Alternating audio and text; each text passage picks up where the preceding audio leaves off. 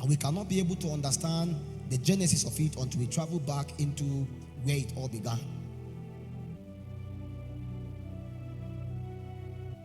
At every point in your life, you are going to need God to truly help you. There is never going to come a point in time when we are not going to be needing God. Never. Never. You will need God more than men in this journey. You believe me. You will need Him more than your husband, more than your wife. There are days when a body will come, you don't even want to see your wife. You don't even want to see your husband. There are days where the things that you hold dearly to become sour and bitter. What do you do? He told Mary, somehow a dagger will pierce through your heart and the thought of many will be revealed. This son you love so dearly, one day he will be killed. And the intent of the heart of many will be revealed. And all those that say they love him, they will say, crucify him. We are upon the altar where God help men. In fact, intentionally as a people, as a ministry, we believe we are a people marvelously helped of God. Marvelously. Anybody I realize in my life, basically, that everybody that come towards my direction are people that truly need help. I have never had anybody that came to me that does not need help.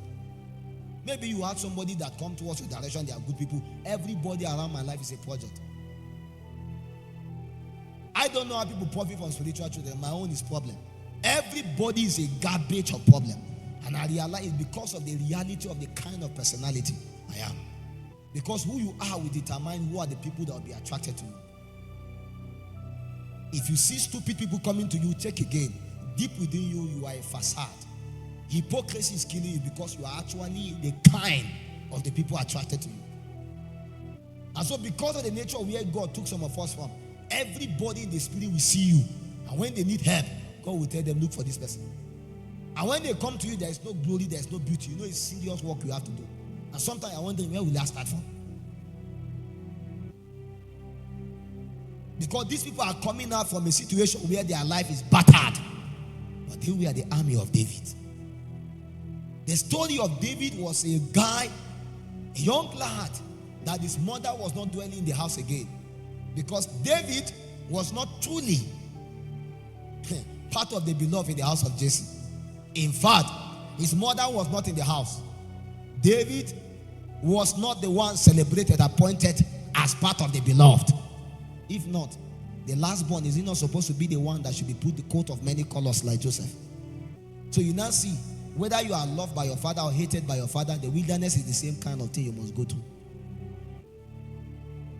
Your parents love you so much, they don't want you to suffer. Don't worry. Your own brothers will sell you as slave. And the one that the parents hate and cast them away, they will still find a cave where they must go. Because the will and the purpose of God must come to pass. So wherever you go to, all of us will meet at the cave. So we don't care where you're coming from. A young guy, we were together that time.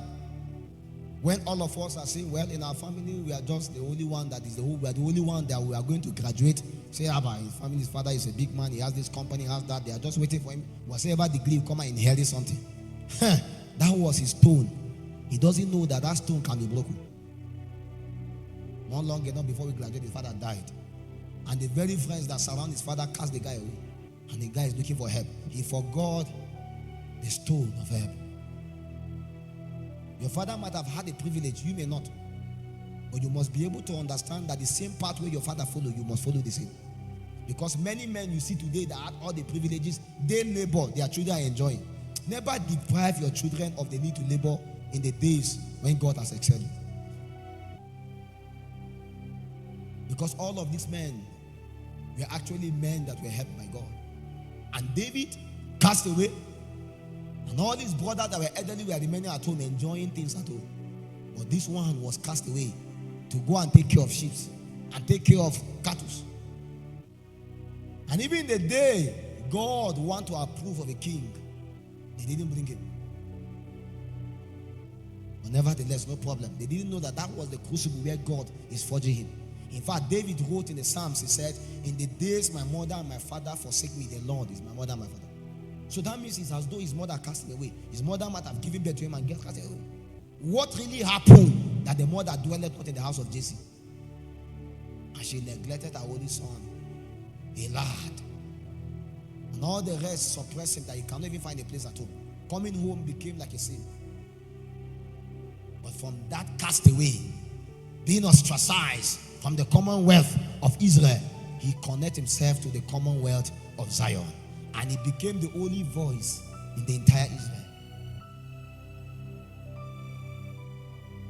If he has been at home, he might not have encountered God. But because he was cast away, he met God. And in the days, God wants to also make other people. Many of them gather before him again. And many people that were depressed, people that were cast away, people that were in debt, those that went through all kinds of things, destitute, they gather before David again at the cave of Adullam. And by the time they came, he began to do the same work on them again. We now realize that the people that David was attracted to were actually people that had nothing to give him. Because him too was coming out from weakness into strength. So the same kind of people are the ones he's being attracted to. And by default they came to him. So he cannot present himself to them. He has to present the same God that helped him to them. And that was why he took them again to the very foundation, the stone of help where he was made. Upon that altar, see, if you can go through the same sacrifice I can go through, you become the same. Because God has no restraint. God has no specialty. There is none of us here that is too important. I'm telling you, our importance is just because of how much we have yielded ourselves to God. And in the days God began to work upon this man, at the tail end in the book of Samuel, the Bible spoke about the mighty men of David, and how David began to raise 40-something captains. And we saw them in their categories and in their numbers. And these men that were nothing in the society became the only people that are future in the affairs of Israel. And the Bible begins to speak about them. I don't want to bore you with their exploit. I don't want to go there. This is not my journey this night. But I'm trying to let you understand how God can take weak and feeble people and make them strong. So don't tell me you don't have a hope. Don't tell me your father have died, your mother have died, this have died. You are in the right place God wants you to be.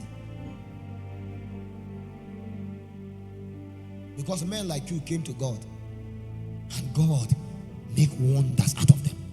In fact, when he sent the apostles 2 by 2, when they came back, say, Father, thank you for using mere men. You have not used the Pharisees and the Sadducees that know too much. You use this one that know nothing.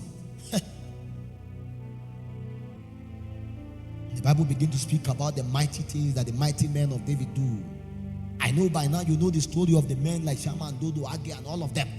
How many giants they slay. They stood by garrisons and they war. And there was nothing that David could do that these mighty men could not do.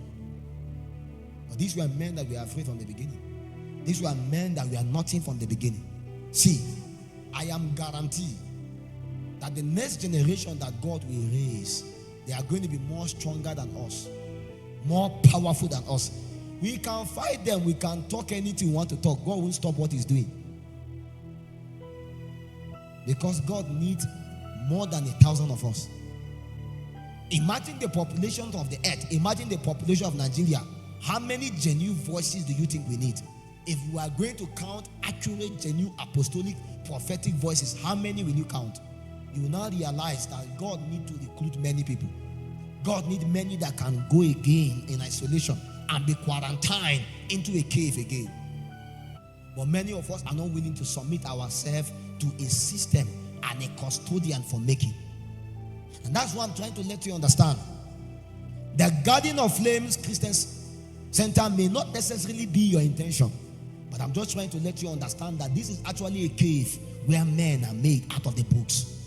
And anytime God wants to do a thing in a region, there is always a cave, an equipping center, a nexus, an epicenter where men are built. And until you find yourself within a citadel such as that, you may never survive. I don't know what other men were doing, but those that found themselves in a cave called Adullam, after a while, their life became a testimony that there was a reality of a stone of help. I don't know about those that were in the under room, but I know about the story of the few that isolated themselves to the upper room. And those that found themselves in the upper room, they found themselves within another kind of secular civilization, another kind of ecosystem that was of different advantage than those in the under room. Those on the other room were still dancing and gallivanting, but they never knew that there was a thundering upon the upper room. A numbering was going on, and yet again they were excluded and they never knew. And God was not generous enough to say, hey, there is more people actually, but they dies in the under room. Let's go there. No, because God have no restraint. He can put the strength of 10 men upon one man. He can put the strength of 1,000 upon one man. It's not because God just only want to work with those 12. It was because there were few of them that were willing to yield themselves.